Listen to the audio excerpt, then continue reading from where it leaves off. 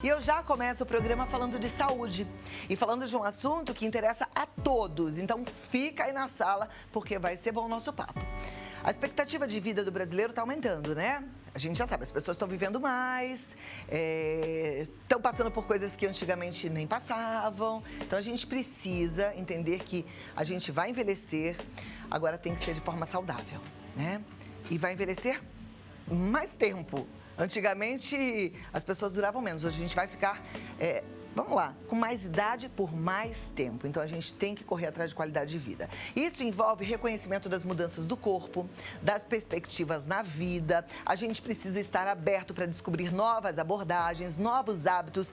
Porque tem gente que vive no passado. Fala assim, mas minha mãe fazia desse jeito, eu vou fazer desse jeito. Meu pai era assim, eu vou ser assim.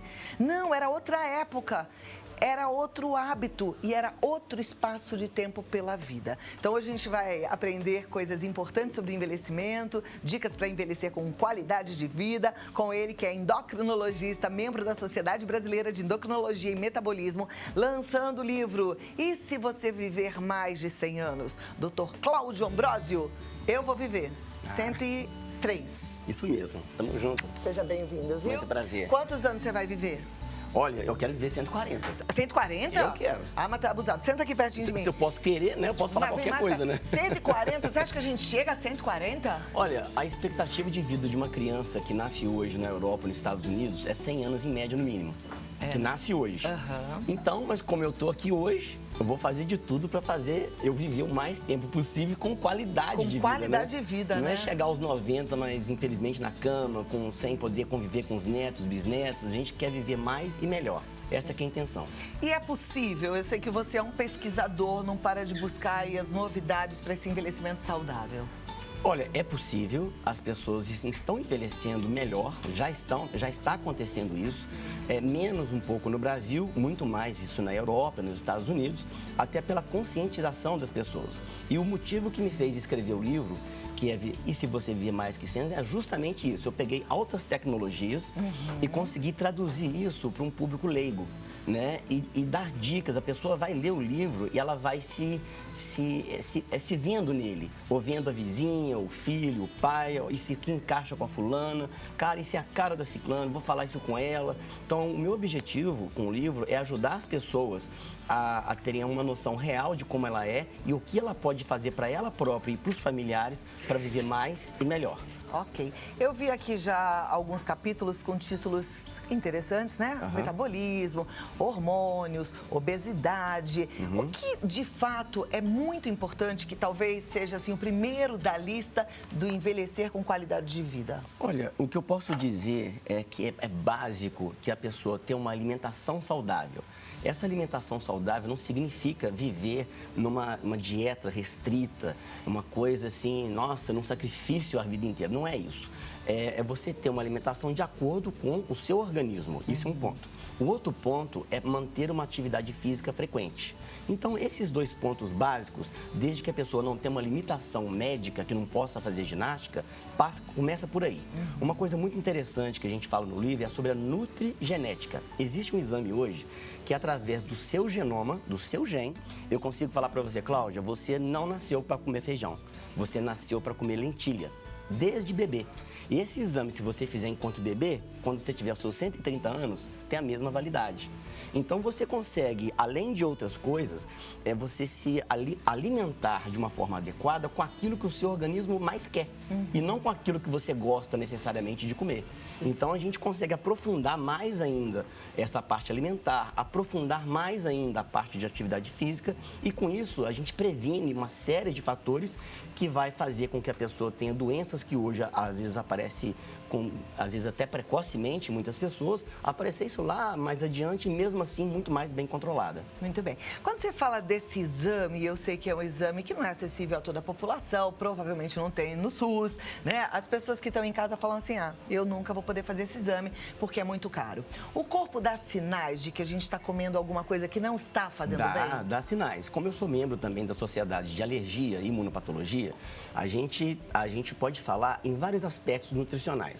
A gente pode falar sobre a qualidade daquilo que você ingere, a gente pode falar sobre como o seu corpo reage com aquilo que você ingere e a gente pode falar se você ingeriu aquilo que o corpo queria.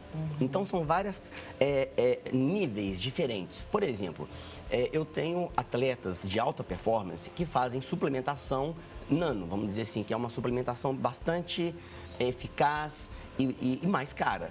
Porém, uma pessoa que faz uma academia 3, 4 vezes por semana e quer só se manter bem, não precisa de uma suplementação nesse nível.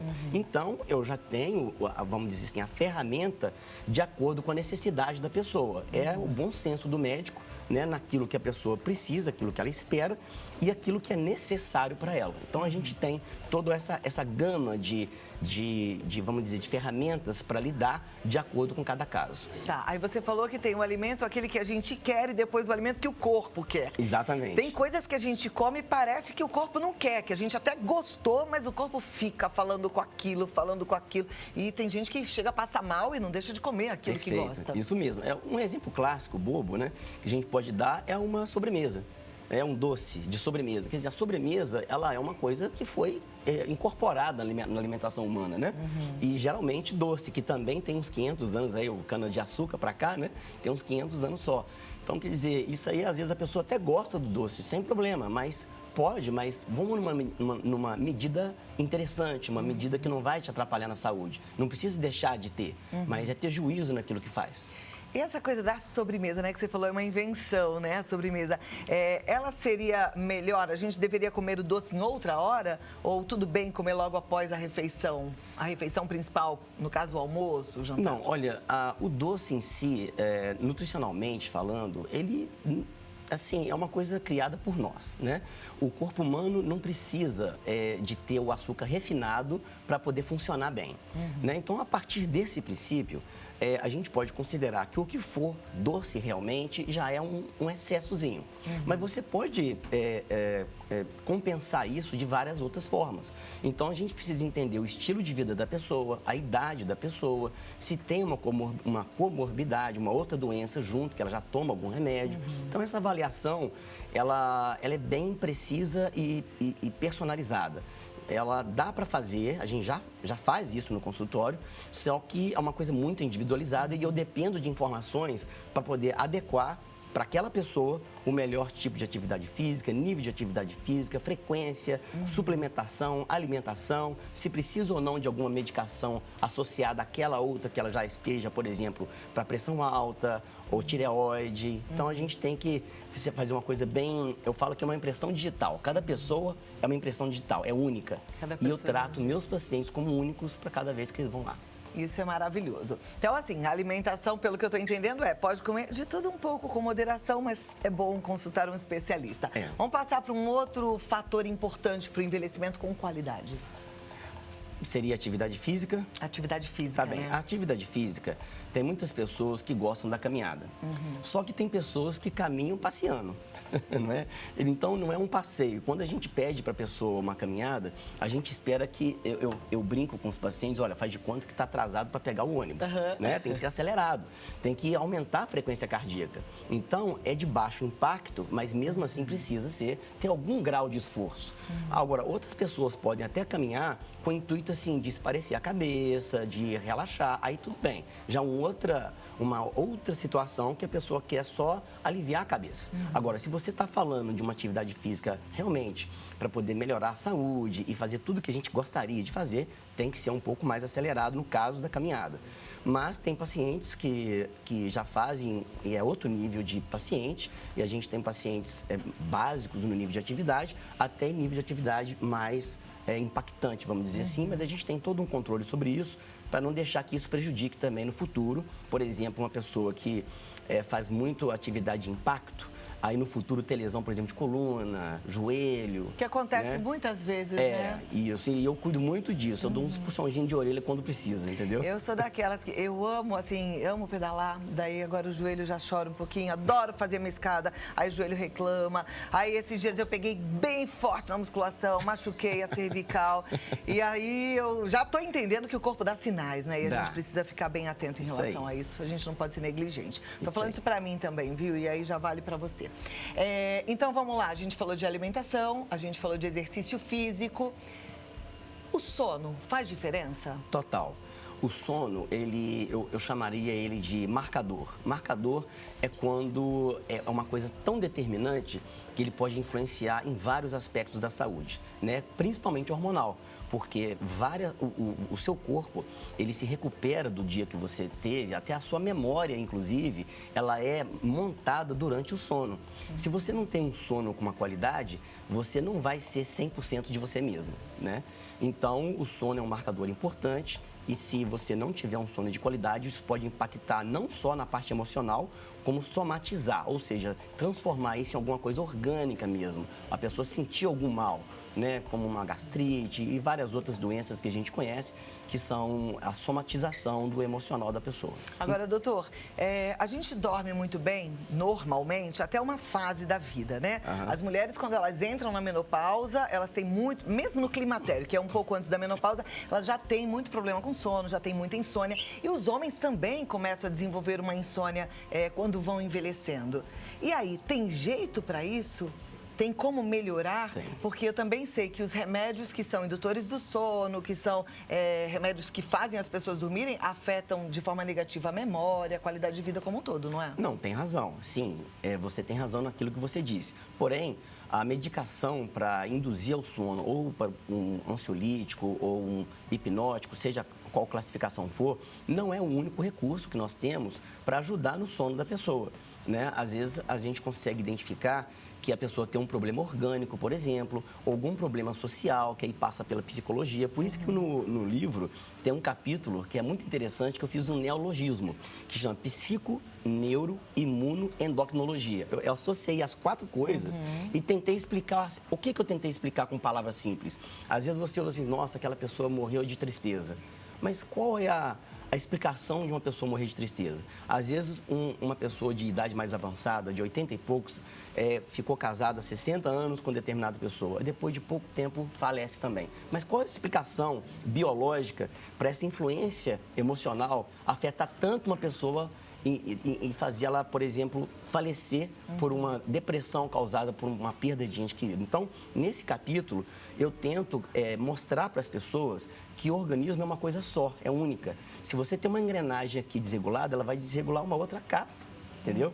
Então, essa psico, neuro, imuno, endocrinologia, eu relaciono várias áreas importantes da medicina, mas que se associam e se juntam e faz o ser humano ser o ser humano. Então a gente tem que se ajudar, viu? Em todos os lados, né? Por isso que eu falo, é importante você fazer amigos, abrir espaço na sua agenda, Isso. fazer novos amigos, sabe? Aquela coisa de dar bom Socializar. dia, boa tarde no elevador, socializar. Isso aí. Fazer um trabalho social que acaba fazendo amizade, né? Exatamente. Não ficar só porque a gente tem que escolher ser feliz ou não. Perfeito. Um bom exemplo disso é um esporte coletivo, por exemplo. Ótimo. Né? Você pratica o esporte e está socializando ao mesmo tempo. Maravilha. Ela diz assim, boa tarde, Cláudia, sou Elisandra de Araçatuba. Tenho artrose bem avançada, estou proibida pelos médicos de fazer atividades físicas, pelo menos neste momento. Somente com mudanças na alimentação é possível ter uma maior expectativa de vida? Não, somente com a alimentação é parte da solução. É parte da solução. Mas só a alimentação não é tudo. Em relação ao que você disse sobre a artrose, é bom você trocar uma ideia com um colega, porque pode ser que ele te libere para uma hidroginástica, uma natação, porque como você está na água, você fica mais leve. Aí a pressão na sua fica menor, né, nos ossos e nas articulações, e às vezes pode ser que você possa fazer uma natação e uma hidroginástica sem problema nenhum. Isso é uma coisa que você pode trocar uma ideia com ele. Muito bem. Eu vi aqui um dos capítulos do livro fala sobre hormônios, né? E eu me lembrei de uma frase antiga que fala assim, que a gente não envelhece porque os hormônios caem. Os hormônios caem e a gente envelhece. Isso sugere uma reposição hormonal. Isso. Mas não é todo mundo que pode fazer, ou todo mundo pode? Não, como tudo na medicina, nada é 100%, né? Então a gente precisa avaliar o paciente. Vou te dar um exemplo clássico, por exemplo. Tem muitas pessoas que passam pela menopausa sem sentir nada. Então, a princípio, essa pessoa não precisa se tratar, porque ela não está sentindo o mal-estar da menopausa. Outras pessoas passam pela menopausa com mais sintomas. Então, essa pessoa tem uma indicação muito maior a se tratar. Agora, é verdade que as pessoas que conseguem passar pela menopausa, as mulheres, sendo controladas por um colega médico, ela vai se preparar para a terceira idade melhor, entendeu? Então, ela pode se preparar não necessariamente só usando um hormônio, por exemplo, de reposição.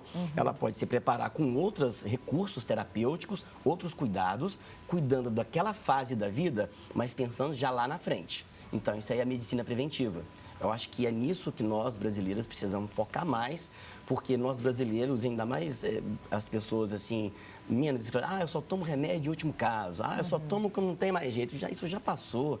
Hoje a gente já faz para prevenir, né? A gente não quer esperar o carro estragar no meio da rua para chamar o mecânico. Eu quero levar o carro antes, fazer uma revisão antes. Esse que é o objetivo da nossa medicina, do livro, é orientar as pessoas a como se cuidar para poder viver mais e melhor. Então, vamos lá. Temos perguntas aqui já em relação a esses cuidados. Renato Braga, de Itapecerica, ele pergunta, para quem já está na terceira idade, a musculação é recomendada? Sim, é recomendada. É recomendada, mas tem que ver o nível e a potência com o professor da academia. O Varley de Guarulhos fala, caminho 40 minutos por dia, é suficiente para uma vida saudável? Tenho 60 anos e opto sempre pela comida integral. A comida integral é uma boa.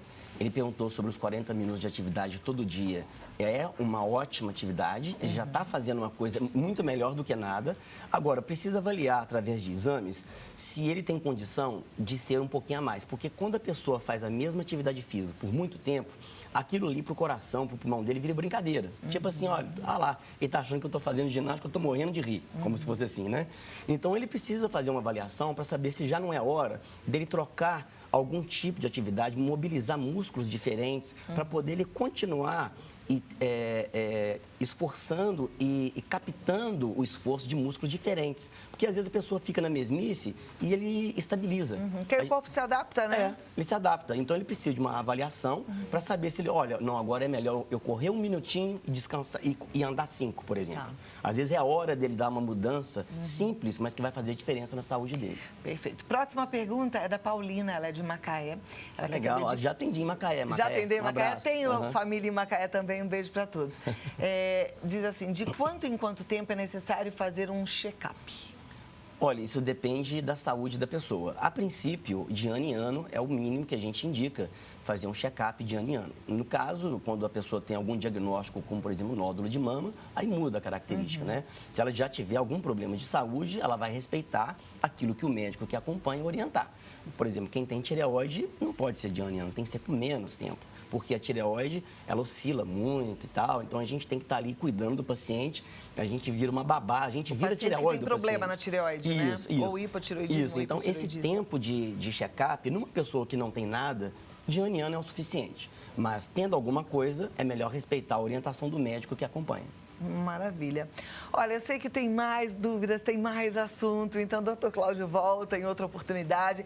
Importante você procurar o livro e se você viver mais de 100 anos e a gente ter a consciência de que a gente vai envelhecer, os jovens pensam que vão durar para sempre daquele jeitinho, jovem para sempre seria ótimo, mas dá para a gente ficar com muita qualidade de vida apesar da maturidade. Então, leia o livro e obedeça o que está escrito aqui, né? Porque conhecimento a gente tem de sobra, o importante é a gente fazer, colocar em prática. Colocar em prática. Doutor, muito obrigada. Ele está no site www.claudioambrosio.com.br e siga no Instagram, Dr. Cláudio Ambrosio.